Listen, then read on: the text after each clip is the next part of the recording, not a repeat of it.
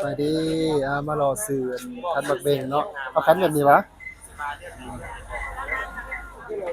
คันบักเบงนี่เตียนงามๆพี่น้องเอ้ยเด้อแกงลำน้ำเด้อมีแต่คันงามๆเด้อไผไกลมาแล้วมาอุดหนุนซอยเพิ่นแหน่สาธุ09จับปุ๊บจับโอ้บ่อยู่เลยนี่บ่รุดติดูรุดเด้ทันได้ปีเดี๋ยวให้เพิ่นจับเอาก่อนให้เพิ่นจับเอาก่อนงามๆแม่ก็ได้ละลูกอันนี้ถือได้ตัวนี้เด้อยังมาเพิ่นอ่าวัดน้องคำแสนเด้อพี่น้องเด้อวัดน้องคำแสนเด้อมา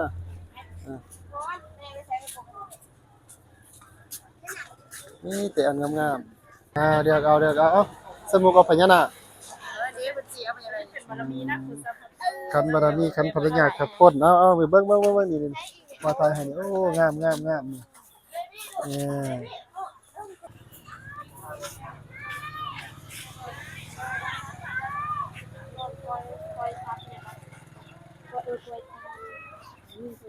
ต่อยเตาต้นไม้ต้นหา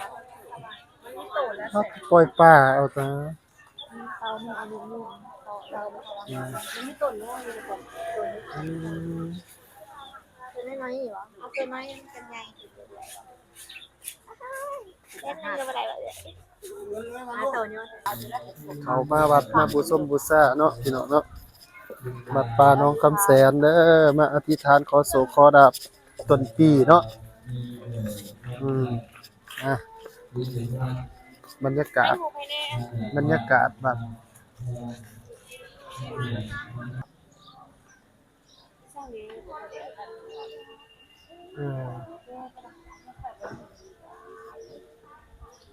มาได้อพี่น้องเด้อไปอยู่ไกลเนาะมาขอโศกขอดาบขอพรล้างปุ๊บ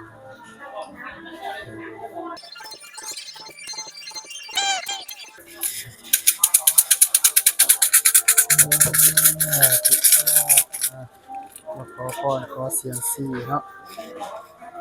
ที่8ด้วย8ก่อนเงินหยัง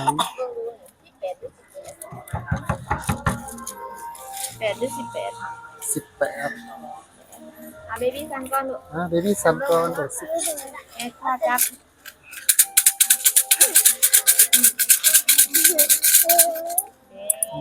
เจ็ดเจ็ดที่2เบบี้ไว้ที่2เบบี้ถือไว้ที่2ตัว2ตัวเทิงลูกเด็ก2อยู่เทิงโอเคเอามาพอซันมานี่มาเด้อพอสิซันยับไปลูกนี่ซะถูกเนาะพอซันเสียงโสดเสียงที่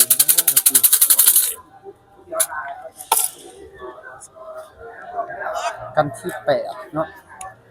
กันที่8เบบี้ไปอยากตีของเนาะเอาเบบี้ตีของไว้ดังของไว้ดู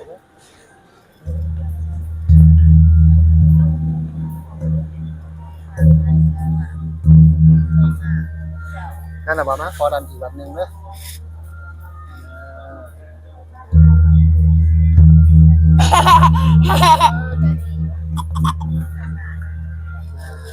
พอเด้อสาดีดำสาดีสาดีเด้อดำอีกวัน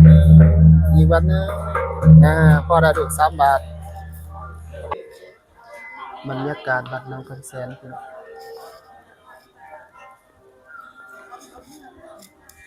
น้องคนแม่ลูกเพิ่นยังไปต่ออยู่พุ่น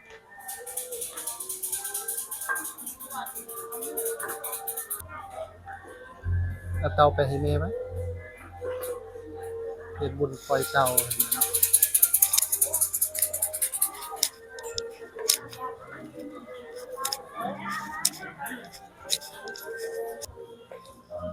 เจตากับคนกำลังมัดแขนเนาะซาดีเข้าไปซาดีเยอะๆขึ้นหน่อยนึงลูกเยอะๆขึ้นหน่อยนึงได้แขนเข้าไป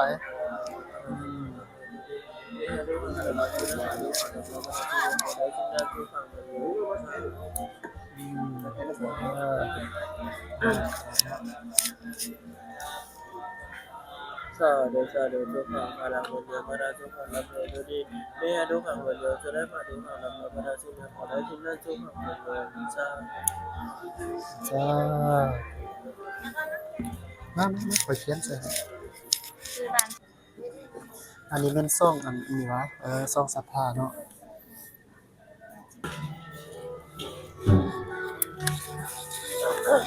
สาธุ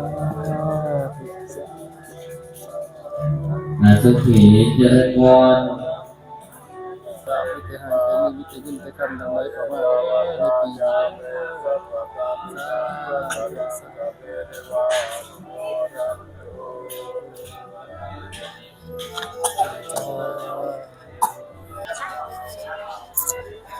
ปล่อยตัวเต่าดิ เป็นนางลมอยู่แล้วก่อนมาจับเนี่ย ยับออกเลยลูกงูลูกยับออกเลยงูเลย เอียดที่บอก ตัวเอียนเหรอ ก่อนมาจับไปซ้ำเลยดู เอาจับกันซะดิจับกันลูกจับเอรูจง เอาเด้อเอาอธิษฐานเอาลูกอธิษฐานเอา โอ้ยเป็นบอลไม่ กัดไปกัดแต่ว่าไม่กัดเฮ้ย อธิษฐานเอาเดี๋ยวแล้วเนาะ เดี๋ยว มา ไปซื้ออาหารให้ป้าอย่างเงี้ยมาให้มันช่วยให้ป้ากินจับไปให้ดู จับ เช้า กัน เดี๋ยวก่อนนะ เอาจับน้ำกันมือจับน้ำกัน จับไป นี่เปิดไปแล้วเดี๋ยว เด้ชีวิตจริงยาวที่เราให้สุขภาพแข็งแรงเจ็บป่วยเป็นเด้อ ปั่นกันลูกปั่นกันโอ้ยพุ่นเดียวโอ้เป็นไฮโซแล้วพุ่นเป็นไฮโซแล้วพุ่นป้าใหญ่บ่อนพุ่นป้าวันนี้ลูกป้าพอละ เป็นต้นมันสิคอยดี ใส่ปอยไป เอาดีขึ้นลูกยับออกลูกวันนี้ยับออกเขาปล่อยเดี่ยวเลยดิมาเดี่ยวละมา โอเคสวัสดีปันป่าไปถามมาว่า ป้าตัวป้าหุ่นโอ้หุ่นตาป้ามาเบิ่งโอ้ยค่อยๆจะสิเล่นหนูจะสิเล่นเห็นบ่หุ่นใครทงให้น้องก่อนเอาจับให้น้องเอาตาวานหนูวัน แข็งแห้งโอ้ยมันเสียเลยแข็งวางหมด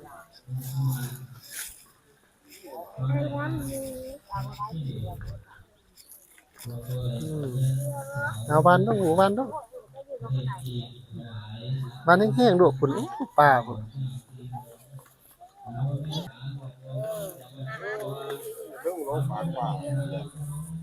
เอาให้แม่ห้อยน้ำแน่ให้แม่ปุ๊กห้อยน้ำแน่มันแห้งตกคนจะเป็นอะไรก็ได้เอาหวยนี่บอกดึงแห้งเลยพี่มาให้ห้อยน้ำแน่ ตัวบ้านเนี่ย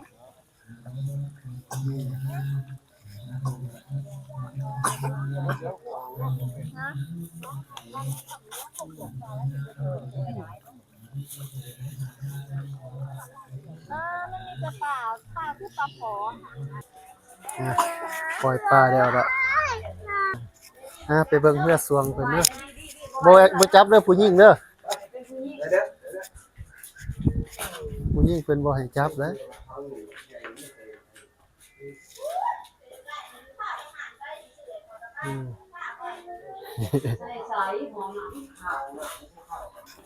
ใบเท่าไหร่ใบ30บ่ ถ้าใจขอเท่าไหร่ สบายสก่อนรถ10โรงงานมันตั้งนั่นบ่ย่อ ก็เดี๋ยวแต่เอาไปได้แล้วก็ได้ก็เราใส่ให้แล้วดิ ใจหนักบ่ อืม ไม่ได้